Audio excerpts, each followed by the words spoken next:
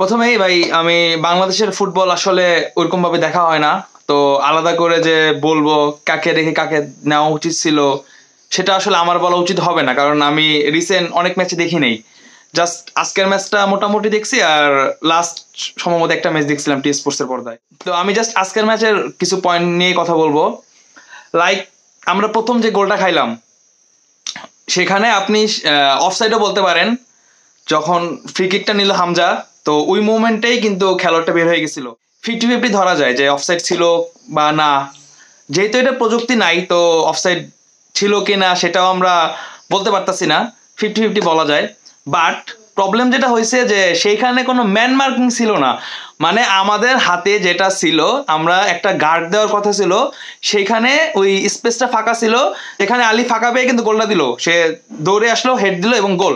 মানে এই যে একটা ম্যান মার্কিং এর ব্যাপার, এই জিনিসটা পুরা ম্যাচে কয়েকবার হয়েছে যে বাংলাদেশের ডিফেন্ডাররা ম্যান মার্কিং করতে পারেনি ঠিক মতো। বাট মিতুলের জন্য যে গোলকিপার, সে খুব ভালো খেলছে বলা যায়।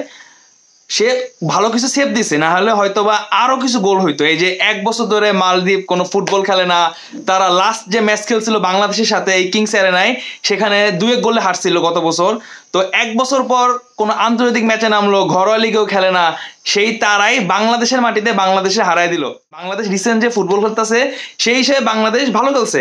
জাস্ট সমস্যা যেটা হয়েছে তাদের ফিনিশিং এ। আমি টি স্পোর্টসের যে ধারাভাষ্যকার ছিল তার একটা কমেন্ট শুনতেছিলাম, বাংলাদেশের এই দল আজকের ম্যাচে সবই করছে জাস্ট ফিনিশিংটা বাদে। এই দলের প্রপার নাম্বার 9টা আসলে কে? কয়েকবার কাউন্টার অ্যাটাক গেছে, বক্সের বাইরে থেকে শট নিছে, বাট বা বক্সের বাইরে এসেই তাদের খেয়ে হারায় ফেলছে। মানে একটা প্রপার নাম্বার 9, একজন স্ট্রাইকার যে কাজটা করবে সেই কাজটা করার মতো কেউ ছিল না। ভালো কিছু পাস আসছে বক্সের মধ্যে, কিন্তু ফিনিশিং টাচ সেইটা দেওয়ারই কেউ ছিল না, যে কারণে বাংলাদেশ আজকে ম্যাচটা হারছে। আমি যদি সব বাদ দেই, বাংলাদেশ প্রপার ফিনিশার সম্ভবত নাই। আমি আগেই বলছি যে আমি বাংলাদেশের ম্যাচ ওইরকম ভাবে ফলো করি না, তো ওইরকম তো বলতে পারতাছি না যে আসলে এখানে কাকে নেওয়া উচিত ছিল। বাট যারা আছে সেখানে একজন প্রপার নাম্বার 9 বা স্ট্রাইকার নাই, প্রচুর মিস করছে। আমি যদি ম্যাচের দুইটা মোমেন্টের কথা বলি, যে দুইটা মোমেন্টে সম্ভবত বাংলাদেশ গোল পেয়ে যাইতো। একটা হচ্ছে আপনার 19 না 20 মিনিটের দিকে সম্ভবত সোহেল যে শটটা দিল সেটা গোলবারের উপর দিয়ে চলে গেল, বাম্পায়ার শট। আমি ওই মোমেন্টে ভাবছিলাম এটা গোল হইতেও পারে। আর প্রথমার্ধের একদম শেষ মোমেন্টে যে শটটা দিল সে, ওইটা বারে লাগছে। মানে এই দুইটা মোমেন্টে সম্ভবত সবচেয়ে সুন্দর দুইটা মুহূর্ত পাইছিল বাংলাদেশ, যে এখান থেকে গোল আদায় করতে পারতো। স্পেশালি যেটা বারে লাগলো সেটা গোল হলেই কিন্তু ম্যাচের মোমেন্টামটা চেঞ্জ হয়ে যেত। বাংলাদেশ ভালো খেলছে ওই বিপক্ষের বক্সের আগ পর্যন্ত, বক্সে যাওয়ার পরেই বাংলাদেশের কেউ গোল দিতে পারে নাই। এইটাই হইতেছে ঝামেলা, যে এই দলের একটা প্রপার নাম্বার 9 নাই। আপনি জাস্ট এইটা ভাবেন যে শেষ 9 ম্যাচে যে 2টা গোল করছে বাংলাদেশ, ফিনিশিং এর অবস্থা কতটা বাজে।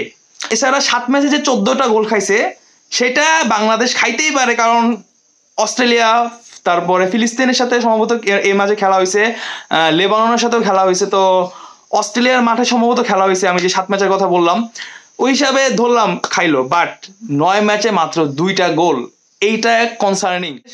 বাংলাদেশে এখন পালাবদল চলছে, নতুন বাফুফে কমিটি আসছে, হোপফুলি পুরা ফুটবল স্ট্রাকচারটাই চেঞ্জ হবে। বাংলাদেশে এখনো ফুটবলের পাগলা কিছু ফ্যান আছে। আজকে আলট্রাসদের কাঁপাইতে দেখলাম স্টেডিয়ামে। শুধু আজকে না, এর আগেও বাংলাদেশ ফুটবল দলের যে পাগলা ফ্যান বা আলট্রাস, যেটা আমরা ইউরোপে দেখি যে প্রত্যেকটা দলে একটা আলট্রাস থাকে, একটা পাগলা সমর্থক ব্যাচ থাকে, যারা স্টেডিয়ামে জাস্ট কাঁপায় দেয় প্রতিপক্ষের যে খেলোয়াড়দের, পাগলা বানায় দেয় যে ভাই এটা আমাদের স্টেডিয়াম, এইখানে তোমরা অতিথি হিসেবে আসছো, বাট কোনো সার পাবা না, আমাদের পুরা সাপোর্ট থাকবে নিজেদের টিমের প্রতি। তোমাদের যত রকমের ভাই মানে কি বলে বু আছে দু, মানে একদম ফাটায় দেওয়া। আলট্রাসরা যেটা করে ইউরোপিয়ান ফুটবলে, বাংলাদেশি আলট্রাসরা সেই কাজটাই করতেছে। কিন্তু ভাই শুধু যে তারা না, এর বাইরেও রিসেন্টলি অনেক দর্শক দেখছি যারা ফুটবল মাঠে আসতেছে, কিন্তু ফুটবলাররা যদি ম্যাচ না জিতাইতে পারে, এইটা কিন্তু আসলে দিন শেষে এই যে পোলাপান খেলা দেখতে যায়, এই যে পাগলামিটা, এটা কিন্তু আস্তে আস্তে কমে যাবে।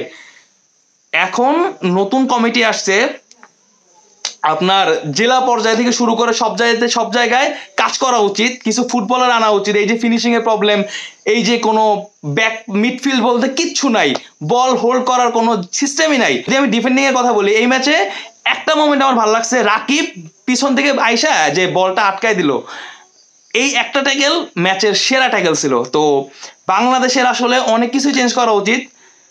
যদি আমি বলি বাংলাদেশ ভালো খেলছে, কিন্তু যেটা আমি বললাম বাংলাদেশ সবই করছে, শুধু গোল দিতে পারে নাই। তো এই টিমের মোটামুটি সব জায়গায় চেঞ্জ করা উচিত। গোলকিপারটা ভালো খেলছে, আমাদের যে নিয়মিত গোলকিপার জিকো, সে কিন্তু আজকে খেলে নাই, লাস্ট ম্যাচেও সে খেলে নাই।